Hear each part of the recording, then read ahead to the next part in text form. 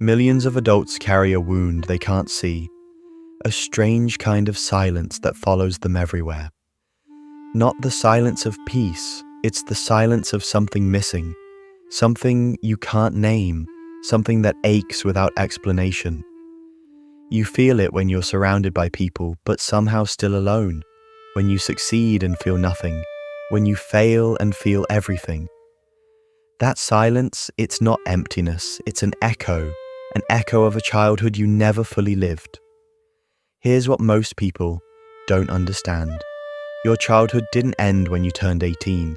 It didn't disappear when you moved out or started paying bills. It went underground, it hid behind your habits, your fears, your reactions, the way you love, the way you run. Your lost childhood isn't just a memory, it's the invisible root of almost everything you struggle with today. And by the end of this video, you'll understand exactly why, and more importantly, what you can finally do about it.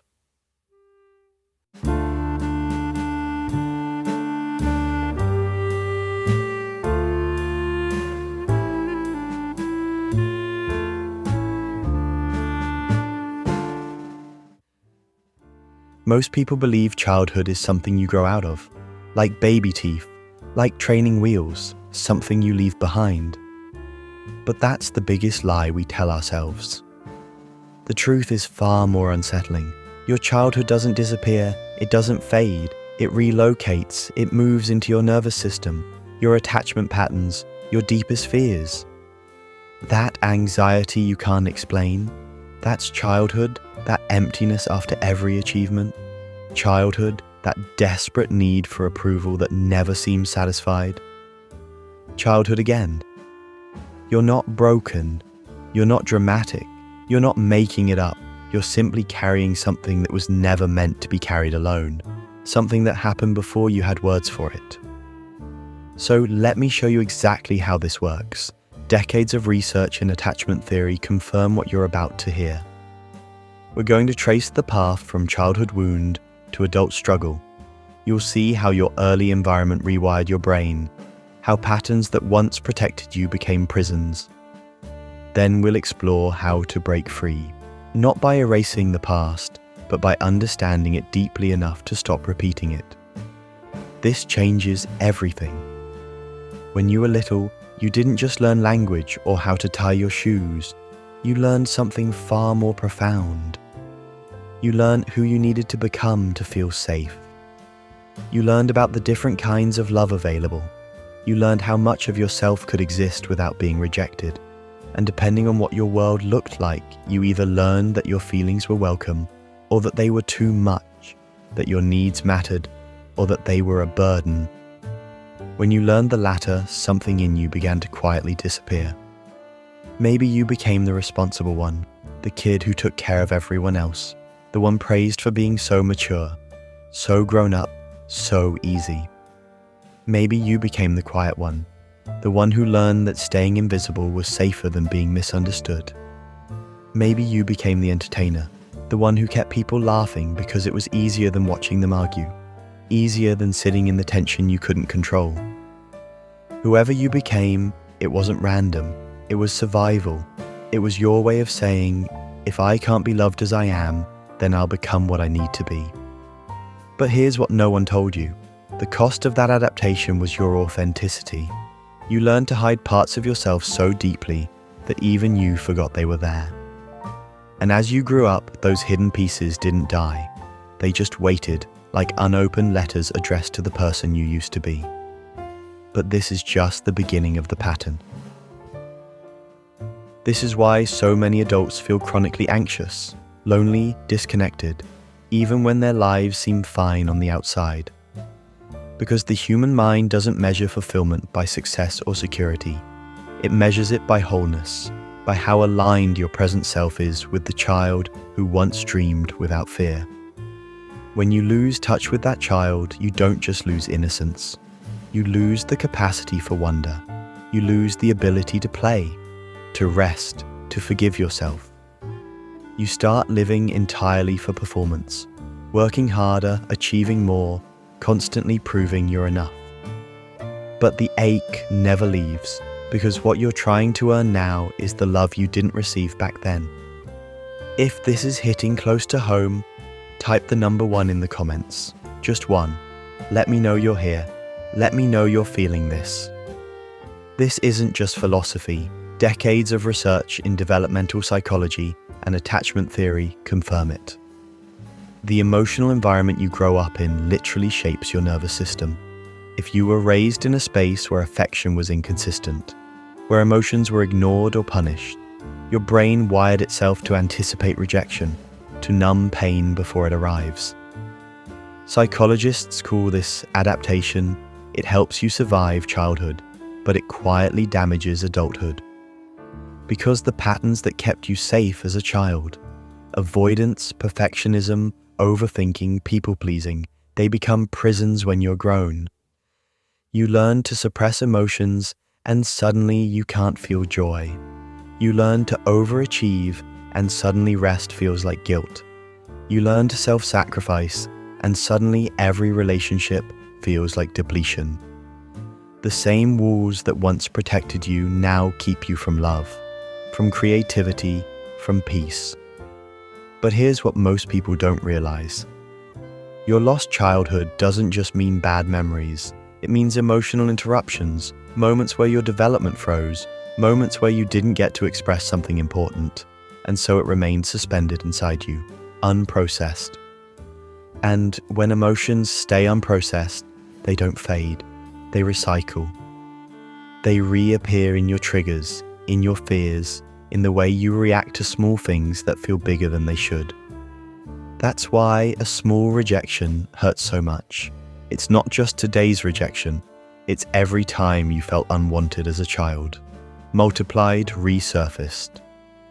That's why a small criticism can feel unbearable. It's not just the words, it's the echo of every time you were made to feel not good enough. The body remembers what the mind tries to forget. Every adult who struggles with anxiety or emptiness isn't broken. They're unfinished. They're trying to complete a story that was interrupted. That's why you might feel like no matter how much you achieve, it never fills you. Because the goal was never to become more. It was to remember who you were before the world told you to be less. Some people try to fill that lost space with productivity. Some use relationships, some use distractions, endless scrolling, constant noise, a busy mind that never rests. But nothing works for long, because you can't outwork emptiness. You have to face it. You have to ask the child within you what they needed that they never got. And that question can change everything. Maybe what they needed wasn't luxury or comfort.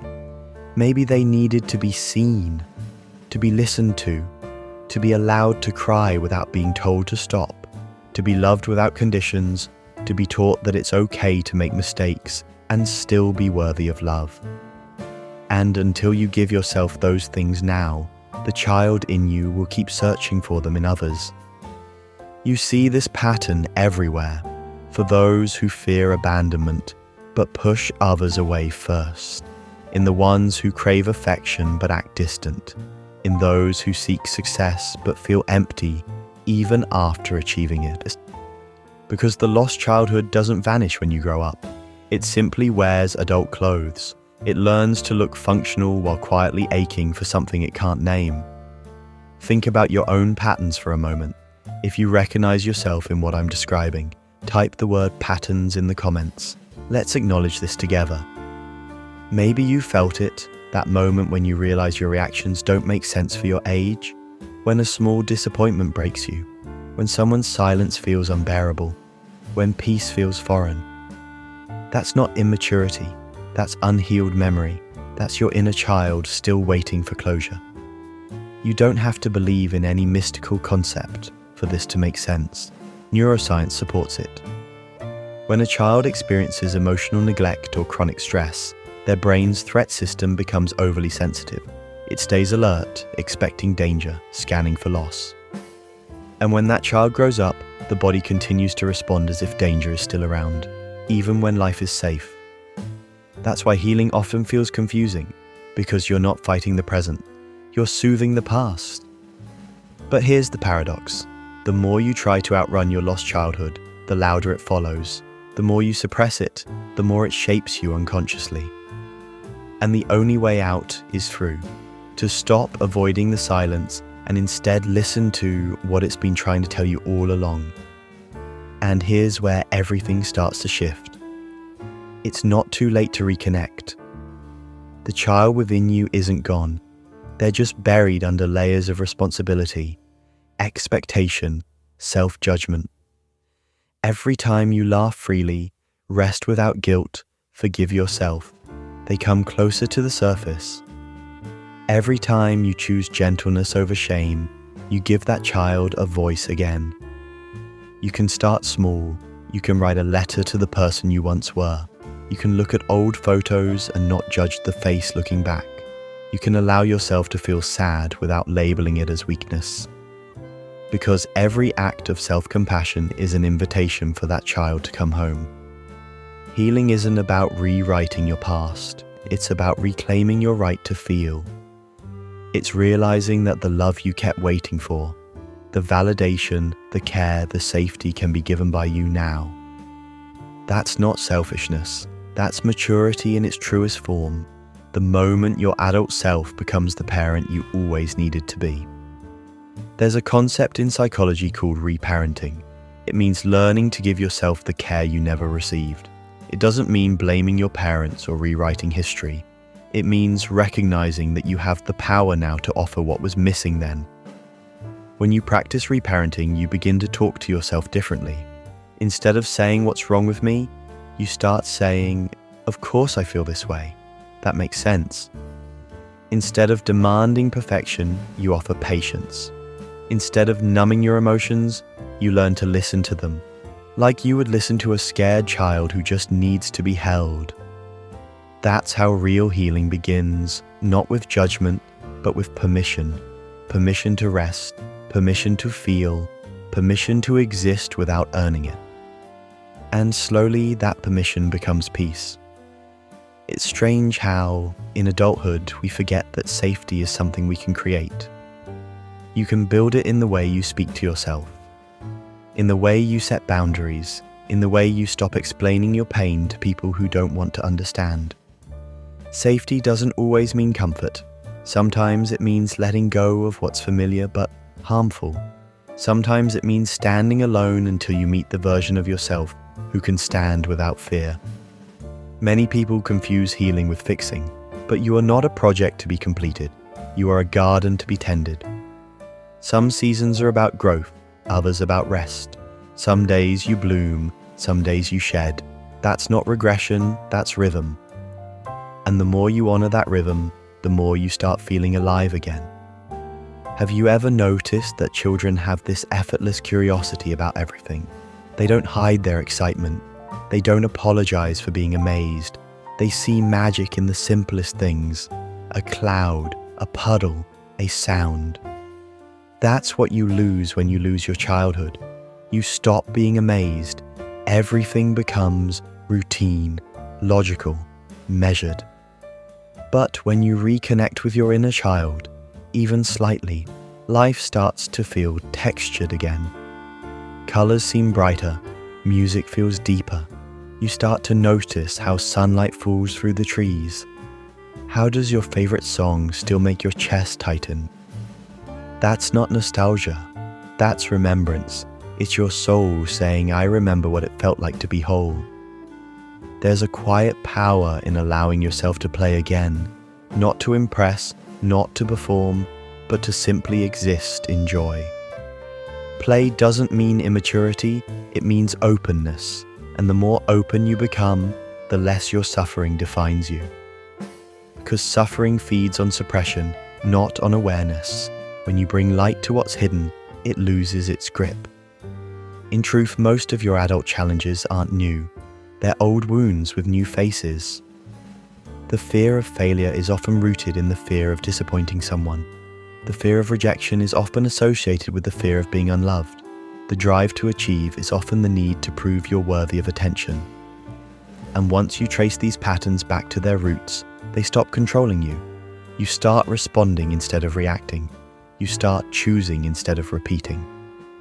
One of the most profound moments in healing is when you realize your parents too were children once. They carried their own lost childhoods, their own silences, their own fears. They passed down what they knew, even if it wasn't enough. And understanding that doesn't excuse the pain, but it explains it. It frees you from the endless question of why I wasn't loved the way I needed. Because sometimes the people who are supposed to teach you love never learned it themselves. Forgiveness, then, isn't about letting anyone off the hook. It's about freeing yourself from carrying their story. It's about saying, I don't have to repeat this pattern. You can honor what happened without allowing it to define who you become. And that choice, that quiet refusal to inherit the same emotional silence, that's what ends generational pain. Still, there's something deeply human about longing for what was lost. You might look at old pictures and feel like you're staring at a stranger. You might wonder where that bright, curious child went, the one who believed anything was possible. But they're still there, waiting behind your cynicism, your exhaustion, your protective layers. They're waiting for you to notice them again. And when you finally do, you might cry, not out of sadness, but out of recognition, because you'll realize that you never truly lost them. You just stopped looking. Healing your lost childhood isn't a destination. It's a conversation that lasts a lifetime. It's in every small act of kindness you show yourself. It's in choosing honesty over avoidance.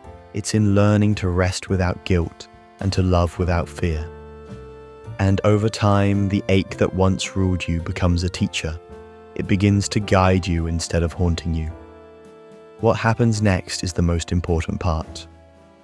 When you start living from that healed space, everything changes, subtly but profoundly. You stop needing validation because you've learned to validate yourself. You stop chasing relationships that mirror your wounds.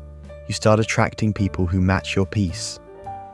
Your work becomes less about proving your worth and more about expressing your truth. Even solitude begins to feel softer. Because you're no longer lonely, you're accompanied by your whole self. There's a beautiful truth that often goes unnoticed. Healing doesn't make you who you were before the pain. It makes you someone new, someone who can hold both joy and sorrow without being defined by either. Someone who knows that being sensitive is not a flaw, but a form of wisdom. Someone who understands that peace isn't the absence of struggle, but the ability to sit with it without running away. You may never get back the childhood you lost, but you can build the adulthood that child deserved, one filled with gentleness, creativity, truth. You can laugh loudly without apologizing. You can rest without permission. You can say no without fear. You can love without losing yourself. That's how you honor the child you were, by giving them the life they were always meant to have. So if you find yourself feeling lost or empty, don't rush to fix it. Sit with it, because emptiness is not absence. It's an invitation. It's the space where your true self is asking to return. And if you listen closely, you'll hear it. That quiet whisper from deep inside saying, I'm still here. I've been waiting for you. From that moment on, healing becomes less of a journey and more of a reunion. You begin to remember how to feel safe in your own skin. You begin to rediscover your voice, the one you silenced years ago to keep the peace. You begin to live with more intention, more compassion, more patience. You begin to see that the world isn't out to hurt you anymore.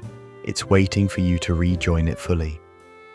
And maybe one day you'll look in the mirror and see more than just your reflection. You'll see all the versions of you standing together.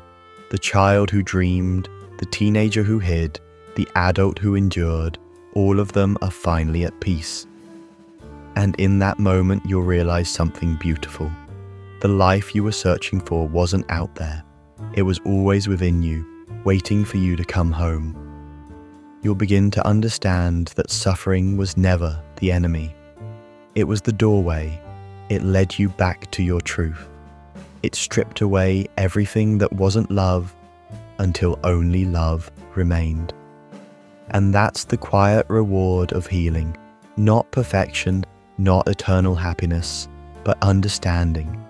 Understanding that every moment of pain was guiding you here, to this stillness, to this compassion, to this reunion with yourself. Because at the end of it all, that's what healing really is. Not escaping the past, but embracing it with open arms, saying to your younger self, I see you. You did your best. You can rest now. I'll take it from here. And for the first time, silence feels different. It's no longer the silence of absence. It's the silence of peace, the kind that comes when the war within finally ends, the kind that hums softly between breaths, reminding you that you made it, that you're whole, that your story, even with all its pain, was never a tragedy. It was a return